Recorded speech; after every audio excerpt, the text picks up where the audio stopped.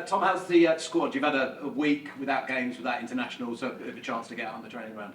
Yeah, always nice these weeks. I feel like you can get some good quality work and prepare for the next opposition really in detail. So yeah, I enjoy these weeks in preparation for where it's the complete opposite next week with Saturday, Tuesday, Friday. So yeah, health-wise, the squad, we're still missing Ngakia and a couple of others, but not much change on the injury front.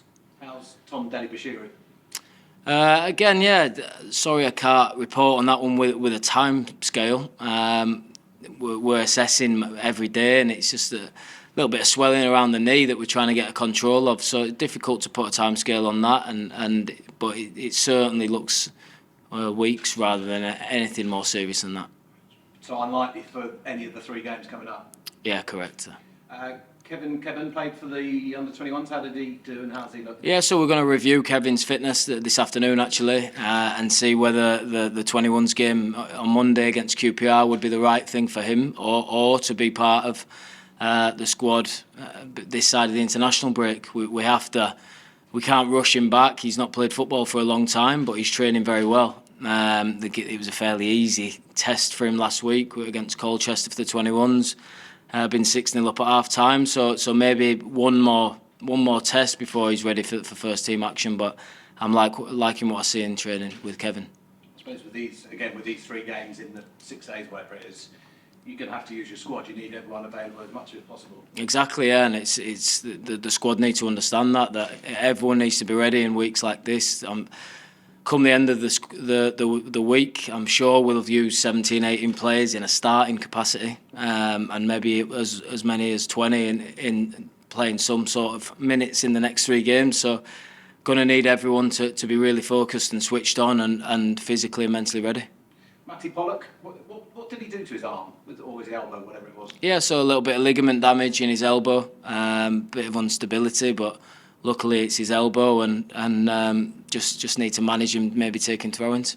He soldiers on, doesn't he? I mean, he's been one of the top performers this season, hasn't he? Really consistent, big leader among the group. Like I said, age doesn't really mean much when you have leadership qualities like he does. And I've been really pleased with his consistent performances and really improved his on-the-ball qualities. We all know how much he likes defending and the art of defending, but on the ball he's really been composed this year. Transformation with him, a player that at some point it felt like wasn't needed at the club and now is almost one of your number ones on the team sheet, and as you say, balls over the top have got real quality to them. He's been amazing.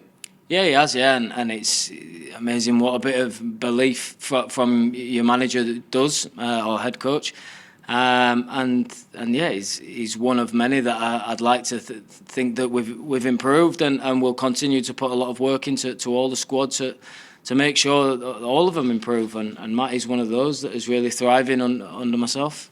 How's Jefferson? Yeah, he's training really well. He's got a fantastic attitude on the training pitch. His desire to want to improve and his understanding of where he needs to improve have impressed me, and he'll be playing some sort of minutes in the next 3 games for sure. With Bashiru not available, it's meant Ince has had more game time. Set pieces wise, he's been a revelation, hasn't he? Well, we know what he's like, but he's a real force. Yeah, I think a bit harsh on Ince to say that someone been injured has meant he's played it. He would have played anyway. He shows in training every day in training his qualities, his attitude, and his understanding and intelligence of the game is something that we really need in our team, and we miss without him. So his delivery at set pieces is an added bonus, and we've looked dangerous from them recently. Next 2 games away from home, obviously you all know what the form is like away. Are you going to try and do anything slightly different, or have you had a look at it of why there's such a contrast? Yeah, I've said it's really the mindset approach that we need to have, and not only away from home, but to back up good results with good results. You can't be in a comfort zone when you come off the back of a win we don't really need to win the next one. No, in this league it's you have to be at it every single performance, And yeah, apart from the start, the first three in the season, I'm not sure when the last time we had back-to-back wins was. So yeah, we need to be at it on Saturday. So how do you go about doing that, Tom? What is that, drilling it into the players? Yeah, it's constant reminders, and they have very short memories, footballers. So constant reminders, a little bit of different mindset approach and preparation on the day. But I'll keep that within the group. Sheffield Wednesday, what do you make of them? Picked up again, they've ended the season well, and they've started okay this time around. Very organised. Yeah, I went to the game against Brentford on Tuesday evening. They made some changes, but played in a similar way, and a really good young manager. You know, his team was super organised. They don't look. There's no real weakness of where to break them down. Athletic team, got real pace in some areas of the pitch, and Bannon's a player that I've known for a long time, and we know if you let him run a football match, you will. So he's done a fantastic job since he's come in, and someone I respect a lot, and his team looks really organised. Just go back to away games. When you've got a problem with set pieces, you understand what coaches do, or if you want to change formation. But how do you work with a group of players to make them better in away games? Yeah, you can create a certain amount of scenarios on the training ground, but one that you can't is building a stadium and putting a lot of away fans in there. But no, I think the introduction of Robbo getting his teeth stuck into the team now has been an improvement, and yeah, he was sort of observing against Luton and the Leeds game. And listen, Leeds was a good performance. I think we're a bit unfortunate not to come away with something. But now I'm sure Robbo's improvements in the set pieces and defensive qualities should stand us in good stead to pick something up and make us more hard to beat away from home. Has he filled a hole in terms of personality but also expertise? Yeah, he's filled the hole in exactly the right places where we needed to. With Jefferson, you say he's going to get minutes.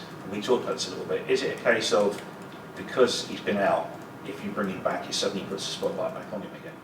Yeah, and that's my job to reintroduce him with not too much pressure. He'll play when the time's right for him and for the team. I thought Bayo's 30 minutes against Blackburn were outstanding. KB, although it's not his best position, he scored there playing like a false nine winger role against Leeds and scored the goal.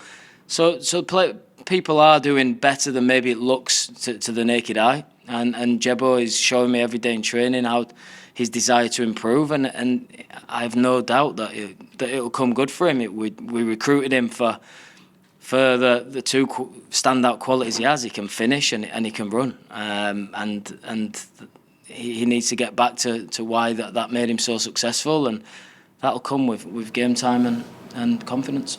In midfield, you've got, well, not shorter players, but we're getting a little thinner. But you've got Loser and Duomo, that sort of on the fringe.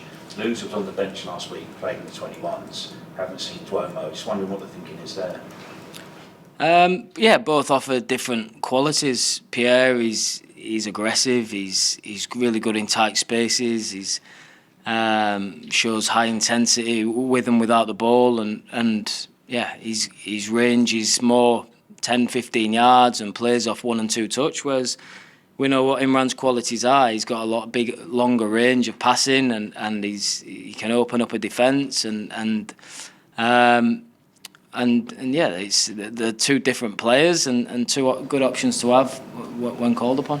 And lastly, Kevin, having watched him for 45 minutes, he could play probably two or three different positions. He gives you a great deal of options, doesn't he? Yeah, certainly. He could play right side of the back three. He could play right back in a 4. He could play right centre back in a 4. He's someone who gives us a lot of options, and the key he brings us pace on the back line, which is something that we've missed a little bit. And confidence. I thought he seemed happy bringing the ball out. Yeah, and like I say, with all respect to Colchester's 21s, it wasn't his biggest test. So I think one more difficult test before throwing him into a championship game, I think, would be the right way to manage him. But he's getting ever closer.